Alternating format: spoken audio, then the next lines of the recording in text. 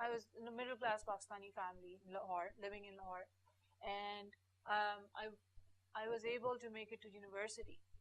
Like I did my pharmacy degree over there, and it was not something that was kind of expected from me. What was expected from me was really that, like what my sisters accomplished was to make like maybe great housemakers, right? That is the role that is ascribed to Pakistani women in general, that they're supposed to be really good housemakers. I started reading about brain function, especially like reading the psychedelic drugs like phencyclidine and LSD. They can do some fun, exciting things to your brain, like how they can actually modify perception and make you see things that are not there. That just tells you so much about like what is real and what is not. Like everything that we see around us, right? We think it's all real, but how much of this has been fabricated by our brains, right?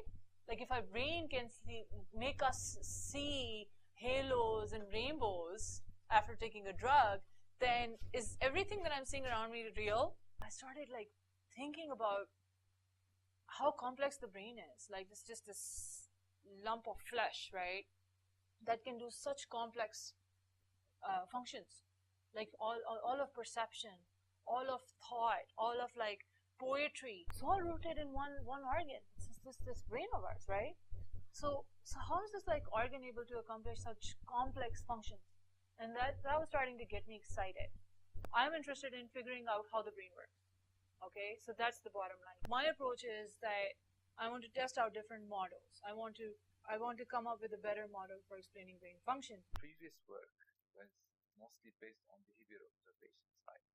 So she came here, she was interested in looking at how the brain works and how does the behavior, or how does the brain encode all these differences in behavior that she saw with so she examined like differences in pain with gender and stuff like this, and she wanted to know, to be more focused on identifying the mechanisms of the brain, right, underlying those behaviors. Okay, so she didn't have any background in functional imaging at all, right? So she was able to learn, all the techniques, how to do functional imaging, how to analyze data, with different models in the brain, just looking at like simple correlation with behavior and activity, or even more complex stuff like uh, like network dynamics, and how different regions interact with each other, and how can we understand the brain through graph theory.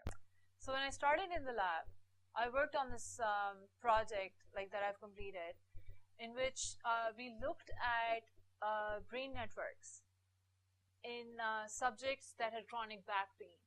So our objective was to understand whether a person's brain, like the properties of a person's brain, predicts whether they're going to get better after taking a sugar pill. Okay, now let me explain what a sugar pill can do, right? It's called a placebo, right? A placebo is any kind of treatment that makes a person feel better, even though that the treatment has no direct drug action or direct activity. Like say for example, a medicine that like cures diabetes, right? That's an actual drug. Placebos don't have any pharmacological properties, but just the psychological aspect of it, the signals that the brain receives that, oh, I am taking the medicine, can actually make a person feel better. So what that tells you is that the body has the ability to heal itself through these psychological signals. She's very eager to learn new things. There's a different view on brain imaging, I think, than anyone else in this lab.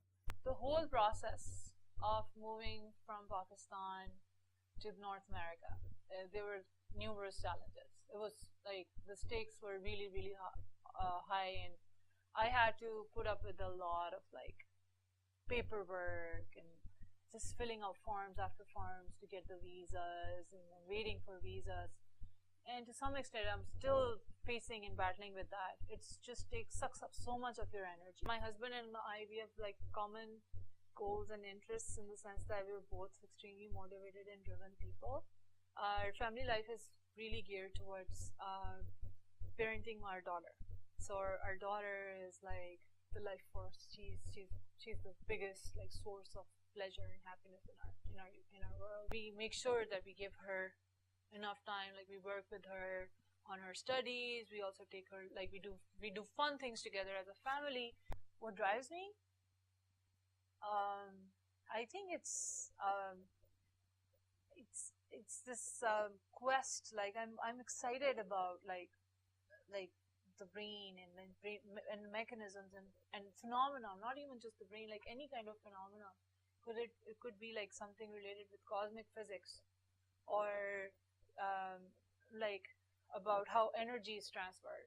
I mean, all of these like phenomena, they're so interesting, and I think they give you some kind of validity to life, like something that's